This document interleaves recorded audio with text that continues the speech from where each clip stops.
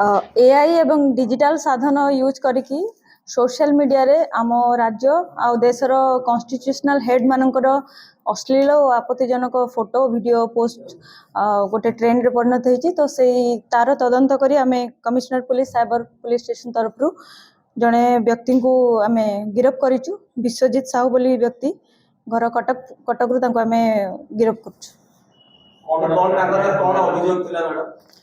तांकर अकाउंट गोटे अच्छे इंस्टाग्राम रे गोटे अकाउंट मिस्टर विश्व बोली अकाउंट इंस्टाग्राम रे से रील्स बने की सेथिरे हमर सीएम ऑनरेबल सीएम मोहन चरण मांझी सर आ ता सहित हमर पीएम सर से फोटो वीडियो को से एडिट करिकी ताकू मॉर्फिंग करिकी सेथिरे वल्गर लैंग्वेज ऑप्शन विभिन्न प्रकार कमेंट देकी ताकू से गाली गुलज करिकी से पोस्ट करूथिले।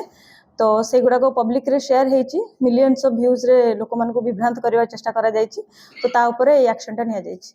कोन कंप्लेन हेतला ये कंप्लेन हेतला जे एमिति केते जण व्यक्ति डिफरेंट सोशल मीडिया चैनल रे यूट्यूब इंस्टाग्राम और फेसबुक रे माने एबळ डिफरेंट टेक्नोलॉजी रे यूज करिकी आ एआई रे मॉर्फिंग करिकी एडिटिंग करिकी कॉन्स्टिट्यूशनल हेड मान को ऊपर डेरोगेटरी कमेंट देबा सहित से मानकर एडिटेड इमेज से माने सर्कुलेट करूचंती आ जनसाधारण को मिथ्या प्रचार करूचंती। तो से मान को अगेंस्ट रे हमरो केस गोटे हे कि कार्यानुष्ठान निया जायछि। अच्छा विश्वजीत कोन को निर्दिष्ट पार्टी रो गोटे मेंबर की विश्वजीत साहू जने युवक अछंती से कोनसी पार्टी रो मेंबर नहंती।